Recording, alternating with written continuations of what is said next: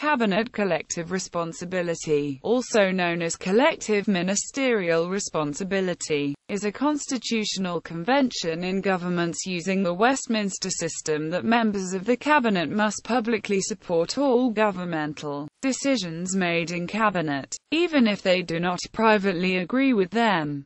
This support includes voting for the government in the legislature. Some communist political parties apply a similar convention of democratic centralism to their central committee. If a member of the cabinet does wish to openly object to a cabinet decision, then they are obliged to resign from their position in the cabinet. Cabinet collective responsibility is related to the fact that, if a vote of no confidence is passed in Parliament, the government is responsible collectively, and thus the entire government resigns. The consequence will be that a new government will be formed, or Parliament will dissolve and a general election will be called. Cabinet collective responsibility is not the same as individual ministerial responsibility, which states that ministers are responsible and therefore culpable for the running of their departments. Overview. Cabinet collective responsibility is a tradition in parliamentary governments in which the Prime Minister is responsible for appointing the cabinet ministers.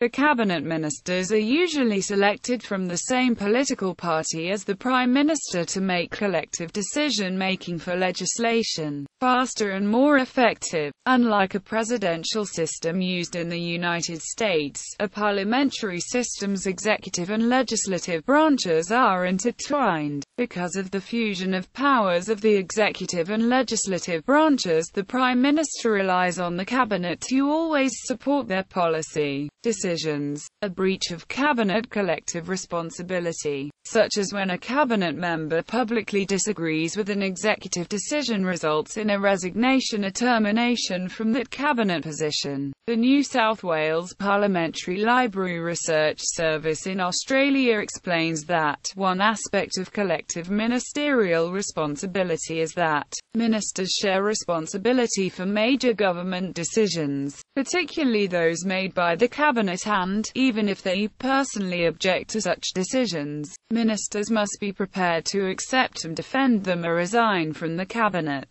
Cabinet collective responsibility consists of two main features. Cabinet confidentiality. The members of the cabinet must not reveal the content of the discussion which takes place. This allows for cabinet members to privately debate and raise concerns. Cabinet solidarity. The members of the cabinet must publicly show a unified position, and must vote with the government even if they privately disagree with the decision that has been made. Collective responsibility is not circumvented by appointing ministers outside of cabinet, as has occurred in New Zealand where, from 2005 to 2008, Winston Peters and Peter Dunne were ministers outside of cabinet, despite their parties not being considered part of a coalition. In non-parliamentary governments like that of the United States, cabinet collective responsibility is not formally practiced. This is due to the clear separation of the executive and the legislature in policy making. The United States President's cabinet members cannot simultaneously serve in Congress, and therefore cannot vote on legislation supported by the executive. The President instead has veto power over legislation passed by Congress.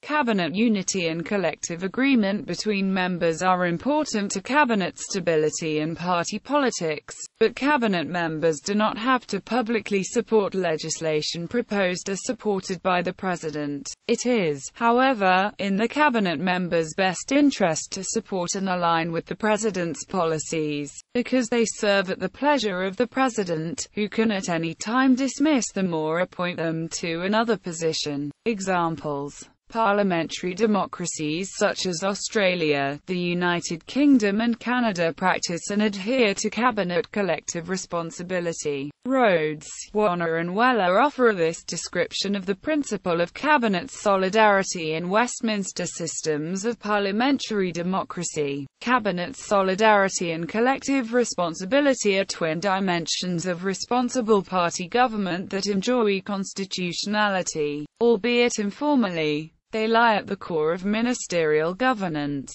Cabinet solidarity is purely a political convention designed to maintain and protect the collective good as perceived by a partisan ministry. It rests on the notion that the executive ought to appear a collective entity, able to maintain cohesion and display political strength. Australia. In Australia, cabinet collective responsibility is fundamental to cabinet confidentiality, but also to protect private information from becoming public and possibly threatening national security. Cabinet solidarity is not a legal requirement, but a political convention and practice norm. There is no written law that upholds cabinet collective responsibility, but it is deeply ingrained in Australia's cabinets as a political norm and is therefore an important aspect of the collective strength and influence of the Prime Minister's administration. Occasionally on highly controversial issues such as the 1999 Republic referendum, there may be a conscience vote where any MP may vote as they wish, but these issues are rare and never tied to official party policy, and normally party discipline is very tight. Canada. In Canada, the cabinet is on rare occasion allowed to freely vote its conscience and to oppose the government without consequence, as occurred with the vote on capital punishment under Brian Mulroney. These events are rare and are never on matters of confidence. The most prominent Canadian cabinet minister to resign because he could not vote with the cabinet was John Turner, who refused to support wage and price controls. In Canada, party discipline is much tighter than in other Westminster System countries. It is very rare for any MP to vote counter to the party leadership. Ireland. Article 28.4.2 degrees of the Constitution of Ireland states, "The government shall meet and act as a collective authority, and shall be collectively responsible for the departments of state administered by the members of the government." In 1992, the Beef Tribunal was investigating allegations of political corruption, and wanted to take evidence from a minister about cabinet meetings at which controversial proposals had been discussed. The Supreme Court ruled in 1993 that such discussions could not be disclosed because Article 28.4.2 degrees required absolute confidentiality of cabinet discussions. The 17th Amendment of the Constitution was passed by referendum in 1997 to add Article 28.4.3 degrees, which allows such disclosures in exceptional circumstances.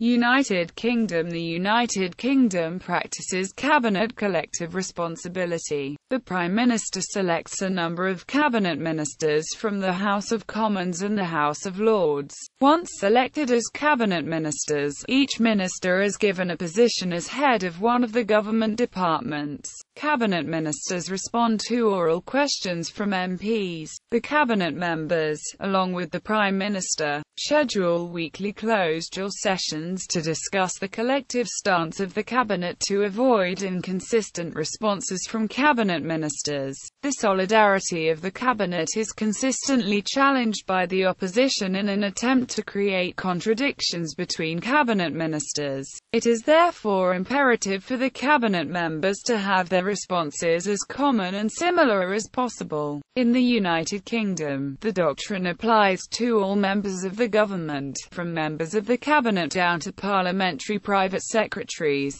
Its inner workings are set out in the ministerial code. On occasion, this principle has been suspended, most notably in the 1930s when in Britain the national government allowed its liberal members to oppose the introduction of protective tariffs, and again when Harold Wilson allowed cabinet members to campaign both for and against the 1975 referendum on whether the UK should remain in the European Economic Community. In 2003, Tony Blair allowed Claire Short to stay in the cabinet, despite her public opposition to the 2003 Iraq War. However, she later resigned. The convention appeared to have been partially suspended under the Conservative, Liberal Democrat coalition government of Prime Minister David Cameron, with Liberal Democrat ministers such as Vince Cable frequently publicly criticizing the actions of Conservative cabinet members. David Cameron suspended the Cabinet collective responsibility doctrine for the EU referendum held on 23 June 2016, following the precedent set by Harold Wilson on this matter in 1975. Prominent cabinet ministers including Michael Gove and Chris Grayling opted to make use by campaigning to leave. Advantages. A parliamentary system that uses cabinet collective responsibility is more likely to avoid contradictions and disagreements between cabinet members of the executive branch. Cabinet ministers are likely to feel there is a practical and collective benefit from being part of a team. Cabinet collective responsibility also benefits party and personal loyalty to the Prime Minister. Solidarity within the cabinet can strengthen the Prime Minister's party and accelerate policy decisions and interests of that party. Cabinet collective responsibility allows decisions to be made quickly by the Prime Minister and inevitably speeds up the process of passing legislation. Presidential democracies often lack the ability to pass legislation quickly in times of emergency or instances of national security. Disadvantages. Critics of parliamentary democracies say that the Prime Minister as head of the Parliament has too much power in the passing of legislation, because cabinet collective responsibility forces the cabinet ministers to publicly agree with the Prime Minister's decisions. Political debate and internal discourse is hindered. Recent reports from the United Kingdom suggest that cabinet government has progressively weakened since the Second World War, and virtually disappeared under Prime Minister Tony Blair. When disagreements occur within the cabinet, collective agreements can be nearly impossible, resulting in the stoppage of policy change and new legislation. Cabinet collective responsibility is therefore dependent on the mutual agreement and collective unity of the cabinet and its members.